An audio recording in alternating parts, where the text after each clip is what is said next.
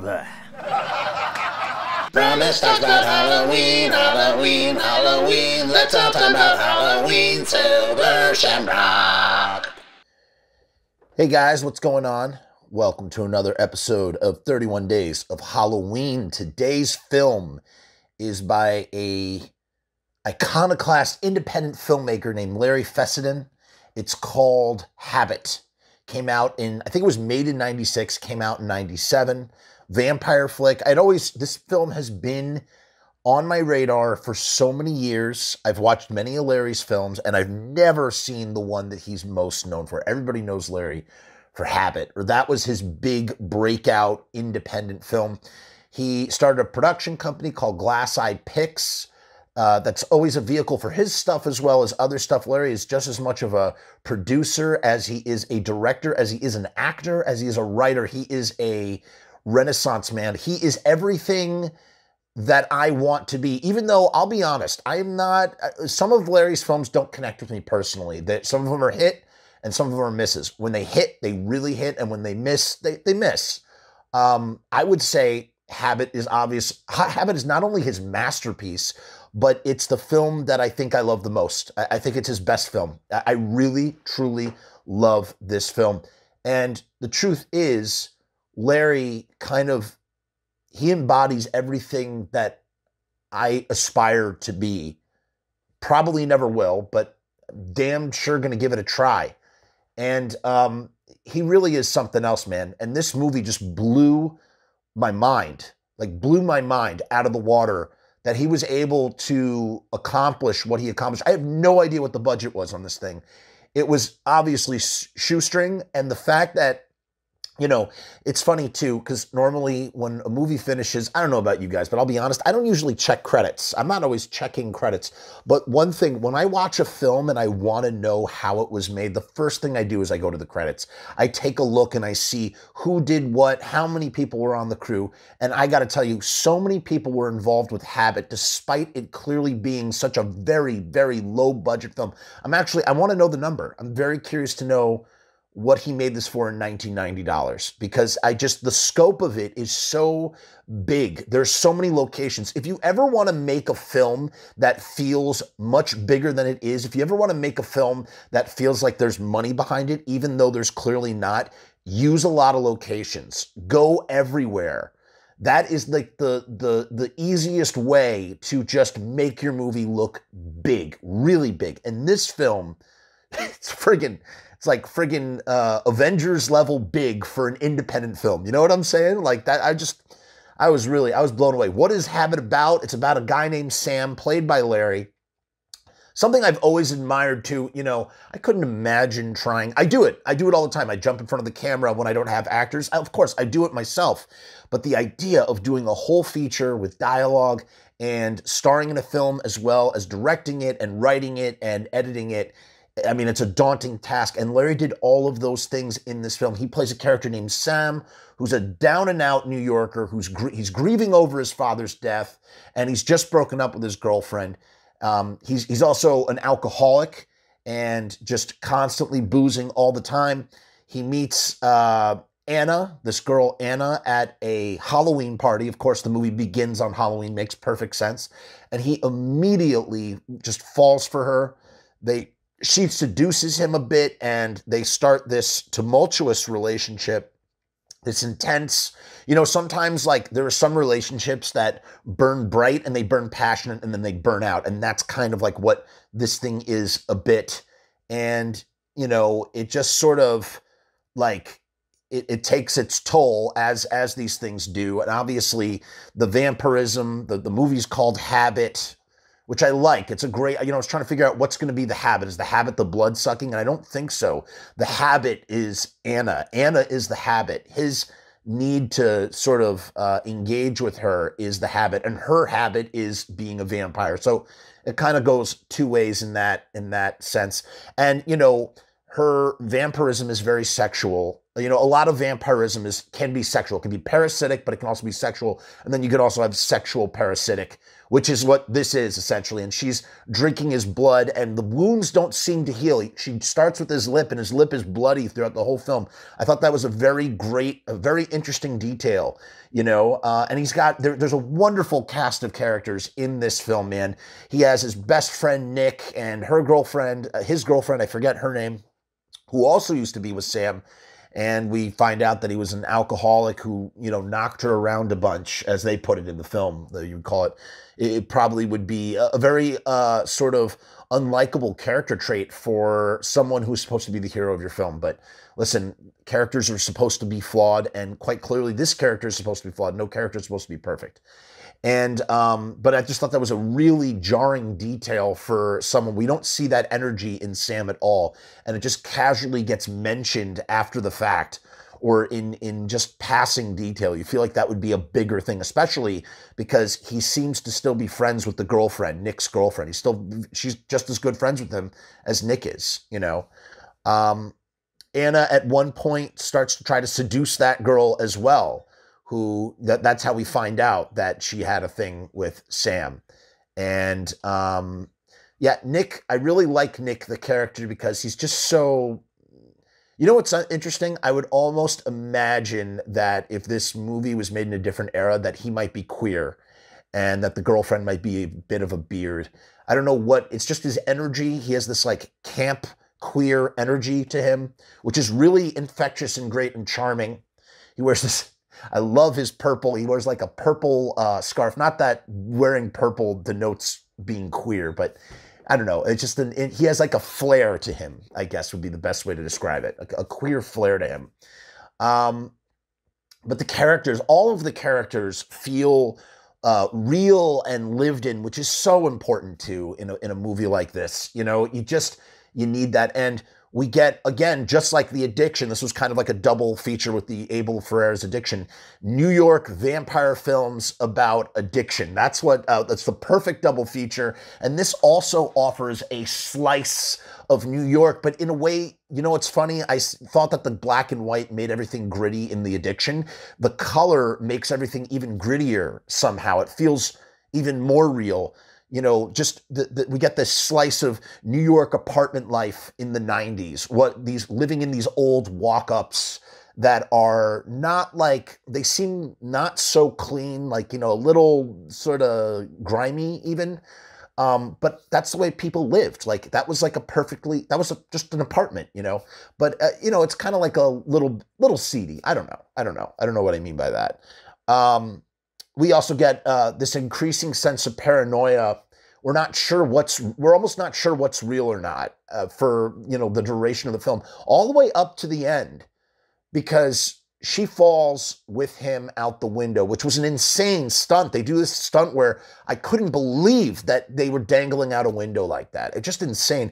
And you know what I really appreciated? I really appreciated the way they conveyed her vampirism.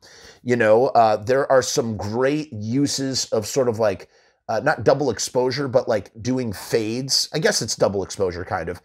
Doing these interesting fades with her character, you know, like when they go out to the grandma's apartment and it sort of crossfades. It does this weird crossfade thing, and she's like covered in mud, and we kind of start to see her true form. She's terrifying by the end of the film. And Anna is clearly, she's so insidious. And, you know, another detail that never really gets, that's very subtle in the film, it's really great, that his father's friends recognize Anna. Father's friends are really, really old. His father passes away. He speaks at this benefit or something, a memorial thing for his father. And Anna comes and she brings this weird artifact. And one of the guys with he's got a mustache and everything, he recognizes Anna and he leaves a voicemail for Sam, but he's already in his daze or whatever. So he's not even like, he doesn't even know like what is going on at this point. So we don't really, but I keyed in on that. I thought that was really, really great. And the paranoia just builds. He goes to his ex-girlfriend's apartment, different ex-girlfriend who moved out at the beginning. She's dead. His cat named Mutt is dead. Everybody, we don't see these deaths happen. It's just implied that Anna is doing it. But is it Anna? Could it be Sam? We don't know. So I thought, and then, there's this whole nightmare dream on a boat. It's kind of funny, just like The Battery with Jeremy Gardner, which also has a cameo from Larry Fessenden.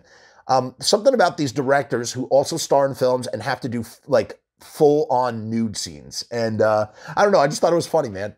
I just thought it was funny. I was like, is that where Jeremy got the inspiration to do his? Did he get it from Larry, who's running around the streets naked, like stark naked? They also do a scene, there's like these weird random things. There's a weird random car accident that was absolutely planned. Like, there's no way that they just were randomly capturing this cinema verite. And it's the same thing with these nude models. There's this whole setup and the cops come. So it's like, when I see those scenes, I'm going, oh my God, this thing had to have some sense of budget to pull off something like that. There's no way that they were able to coordinate this, because it feels like a run and gun film up until those moments when suddenly you go, whoa, there is definitely a lot more coordination behind this. There's also the parable of AIDS and unsafe sex in relation to the vampirism. We got that feeling as well from the addiction. Again, in the 90s, AIDS was its own pandemic. We're struggling with COVID right now, but the lots of marginalized communities, especially the LGBTQ community, they had their own pandemic 30 years ago. It was called AIDS, and nobody gave a shit. Nobody gave a shit. You know why? Nobody gave a shit because they thought it only affected them, and it didn't affect them. So it was just to that population. You know what I mean? So it's kind of very interesting when you go back and you watch these films. Kids, too. Look at kids. Because to get this disease was a death sentence. It was a friggin' death sentence. You couldn't live with it. Today, you can live with it. It's just a normal part of life today. But back then, there was no cure. Not cure, like there was no treatment.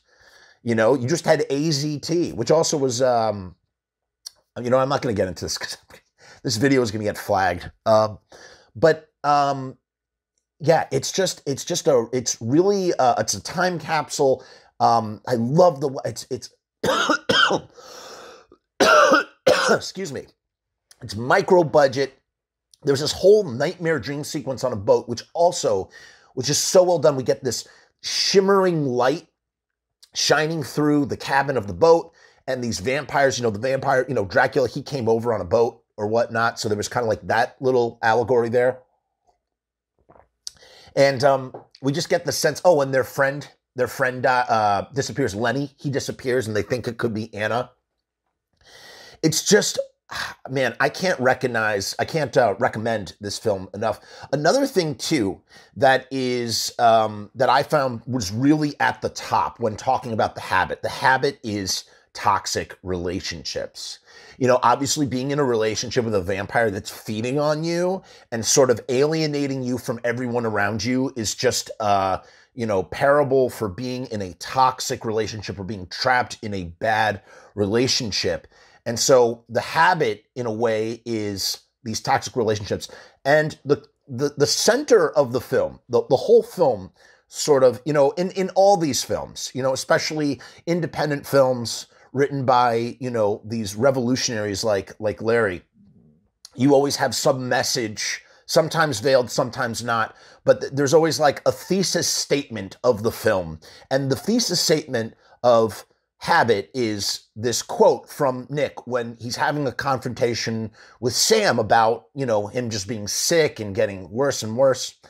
He says, "Vampirism is everywhere. It's at the bottom of a bottle or a needle or 500 channels of insipid cultural dribble." Remember, back in the 90s, people thought TV, the way we demonize phones and the internet, people demonized television. Nobody cares about television anymore. Television is inconsequential. Is it unhealthy? Yeah, people still think it's unhealthy. But it's funny how people are like, yeah, man, TV, it's rotting your brains. And then phones are developed. Just wait. You know what the next thing is going to be 30 years from now? I shudder to think 30 years from now. God, scary notion for me. But implants, neural implants that connect you, everything that your phone does will be implanted in your brain.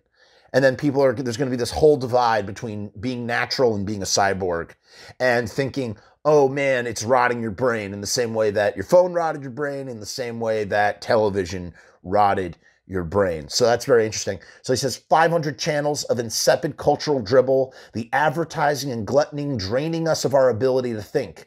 It is the insidious Faustian bargains we make every day, the little compromises that eat at our soul. But believe me, it is not to be embodied in Anna. She's not that deep, because he doesn't believe that she's a vampire. And then we get this ending, man, and it is just, we go full on vampire film. She's, you know, she has all the tropes of a vampire: doesn't eat, doesn't go out in the day, aversion to garlic, seductive, all these things. But we get to see her go full vampire. And they use such simple camera tricks. You know, Glenn Danzig did a movie recently called Death Rider in the House of Vampires, and he has the most ridiculous scene, dude. He's trying to show super speed, and he just speeds up the camera, and it looks so goofy and terrible to show his character Death Rider that he is a vampire and that he has the super speed. Anytime you see these low-budget attempts, and I've seen it on web series, I've seen it all over the place, you have to hide a vampire's power when you're shooting it cinematically, and Larry does that perfectly. Anna, we get the sense that she is otherworldly, omnipotent, devious and insidious by the way she just suddenly appears out of nowhere, or the way he's running away from her. There's this great trick. He's running away from her, and he runs, you know, he sets up the mirror right there. So we just see him running away, but because the mirror's there, it's implying that she's there too, and we just can't see her because of the reflection. And then she comes around the other side, and it just makes her look super omnipotent and inevitable, man. It's just, this film really blew me away. Perfect fucking movie. Really, truly. I loved it. I really, really loved it. I can't recommend this enough. It's streaming on Shudder. Check it out.